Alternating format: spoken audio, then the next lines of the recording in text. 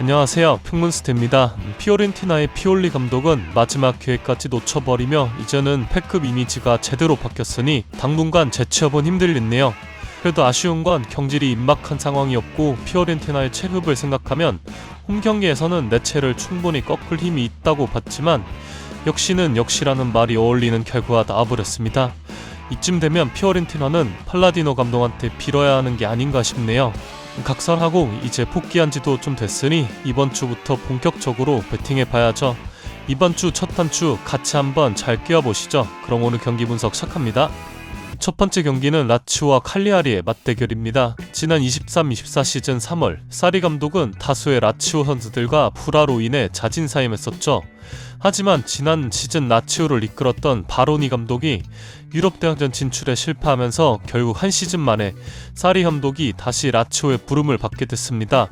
사임 당시 위약금 문제를 고려해 자진사임으로 구단을 배려했기 때문에 여전히 좋은 관계를 유지할 수 있었던 것 같습니다. 또한 사리 감독은 22-23 시즌 라치오에서 세리에 A 준우승을 이끈 전력이 있기도 합니다. 문제는 라치오가 이번 여름 이적 시장에서 재정 문제로 인한 영입 금지 징계를 받으면서 어떤 선수도 영입하지 못한 채 시즌을 시작했다는 점입니다. 현재 리그 순위는 시즌 초반이긴 하지만 13위로 다소 낮은 편이죠. 물론 피올리는 돈을 그렇게 쓰고도 피오렌티나가 19위에 처박혀 있는 걸 보면 사리 정도면 양반이라 생각합니다. 라치오는 매 시즌 유럽 대항전 진출을 노리는 팀이기 때문에 1월 이적 시장 전까지는 최대한 승점을 벌어둘 필요가 있습니다. 칼리아리의 파비오 피사카네 감독은 TMI이긴 하지만 뮤스 시절 꽤나 촉망받던 선수였죠. 그러나 사지마비 부상을 당하며 선수 생명이 위태로워졌고 재활 끝에 하부리그 팀들을 전전하다가 2015년 칼리아리로 이적했습니다. 이후 세리에 A 승격을 이끌었고 30세라는 늦은 나이에 세리에 A 데뷔전에서 3대0 대승을 거둔 뒤 눈물을 흘리던 장면이 인간 승리라는 키워드로 기사화되기도 했었죠. 그는 이후 칼리아리 유스팀 감독으로 지도자 커리어를 시작했고 이번 시즌부터 1군 감독으로 승격되며 첫 성인팀 감독직을 맡게 됐습니다. 이번 시즌 칼리아리 경기를 자주 본 건 아니지만 시즌 초반 몇 경기를 라이브로 본 제 생각으로는 꽤 탄탄한 축구를 하는 팀이라는 인상을 받았습니다. 다만 최근 리그 기록은 0승 2무 3패로 5경기 연속 승리가 없는데요. 부진의 이유 중 하나는 수비의 중심이자 빌드업 능력도 갖춘 베테랑 수비수 예리 미나의 부재가 컸다고 생각됩니다. 라치오는 이번 시즌 징계로 추가 영입임 불가능했지만 임대에서 복귀한 미드필더 토마 바시치가 전력 보강에 큰 역할을 하고 있습니다. 큰 키와 활동량으로 공수양면에서 활약하는 모습을 보면 과거 라치오에서 많은 사랑을 받았던 밀리코비치 사비치가 오버랩 되기도 합니다. 실제로 지난 유벤투스전에서는 중거리포로 결승골을 터뜨리며 존재감을 보여줬었죠. 또한 사리 감독이 준우승을 이끌던 당시 주요 스쿼드 멤버들이 여전히 건재합니다. 물론 지난 시즌 두 자릿수 득점을 기록하고 이번 시즌에도 2골과 3개의 도움으로 좋은 폼을 보여주었던 카스테야노스의 부상은 아쉽지만 홈에서 칼리아리를 상대로 12승 1무 0패라는 압도적인 전적을 자랑한다는 점에서 이번 경기는 라치오의 승리가 유력해 보입니다. 두 번째 경기는 선더랜드와 에버튼의 맞대결입니다. 지난 시즌 선더랜드의 지휘봉을 잡은 레지스 르브리 감독은 한때 3부 리그까지 강등됐던 팀을 무려 9년 만에 프리미어리그 무대로 다시 끌어올렸습니다. 그리고 이번 시즌 프리미어리그에서도 놀라운 행보를 이어가며 5승 2무 2패, 리그 7위에 올라있는데요. 오늘 경기 결과에 따라 단독 2위 자리까지 노려볼 수 있는 상황입니다.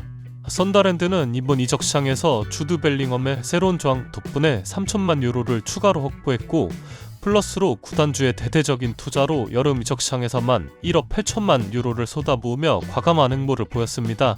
여러 포지션에 걸쳐 폭넓은 보강을 단행했는데요. 특히 33세가 된 그라미트 자카의 영입은 신의 한 수라고 평가할 만합니다. 벌써 3개의 도움을 기록 중이며 자카의 풍부한 경험과 중원에서의 리더십은 선더랜드에 큰 힘이 되고 있는 모습이죠. 에버튼은 지난 시즌 겨울 약 12년 만에 팀으로 복귀한 데이비드 모예스 감독이 소방수 역할을 톡톡히 해내면서 팬들의 기대감을 모았습니다. 올 여름 이적 시장에서는 오랜만에 1억 3천만 유로를 투자하며 적극적인 행보를 보였는데요. 다만 영입한 선수들 대부분은 즉시 전력감보다는 미래 가능성에 초점을 맞춘 자원들이 많았습니다. 새롭게 합류한 선수 중에서는 맨시티에서 임대로 온 온 잭 그릴리시가 눈에 띕니다. 그는 현재 한 골과 4개의 도움을 기록하며 과거 아스톤 빌라 시절 에이스로 활약하던 모습을 어느 정도 되찾은 모습입니다. 반면 비아레알에서 영입한 스트라이커 티에르노 바리는 아직 적응이 필요하긴 하지만 교체로 투입될 때마다 195cm의 큰 키를 활용한 경합 능력을 보여주며 기대감을 높이고 있습니다. 다만 베투와 바리 두 공격수의 득점포가 터지지 않고 있다는 점은 여전히 에버튼의 아쉬운 부분이죠. 에버튼은 많은 금액을 투자했지만 여전히 보완할 부분이 적지 않습니다. 리빌딩 과정이 있는 팀이다 보니 전력의 완성도는 아직 떨어지는 편이죠. 특히 모에스 감독이 과거 딸깍 축구로 불리던 극실리주의 전술에서 벗어나 현대 축구 트렌드에 맞춰 변화를 시도하고 있어 어느 정도의 과도기는 겪는 것으로 보입니다. 반면 선더랜드는 승격팀이라고는 믿기 힘들 정도로 기세가 좋습니다. 리그 9경기에서 단 7실점만을 허용하며 탄탄한 수비를 보여주고 있고 르브리스 감독은 상대에 따라 백포와 백파이브 전술을 유연하게 구사하는 전술가로 평가받고 있습니다. 직전 첼시전에서는 백파이브 전술로 변화를 주면서 단단한 수비 블록을 구축했고 효과적인 압박으로 첼시가 원하는 리듬을 잡지 못하게 만들었죠. 특히 첼시 원정에서 4분 만에 선제골을 내주고도 역전승을 거둔 경기는 승격팀으로서는 정말 대단한 결과였습니다. 이번 경기 저는 선더랜드의 사이드로 보고 있는 이유가 선더랜드는 이번 시즌 홈에서 치른 공식전 5경기에서 3승 1무 1패, 리그 기준으로는 3승 1무 0패를 기록 중입니다. 유일한 패배는 리그컵 64강전에서 과감한 로테이션을 돌리며 리그에 집중하겠다는 의지를 보였던 경기였죠.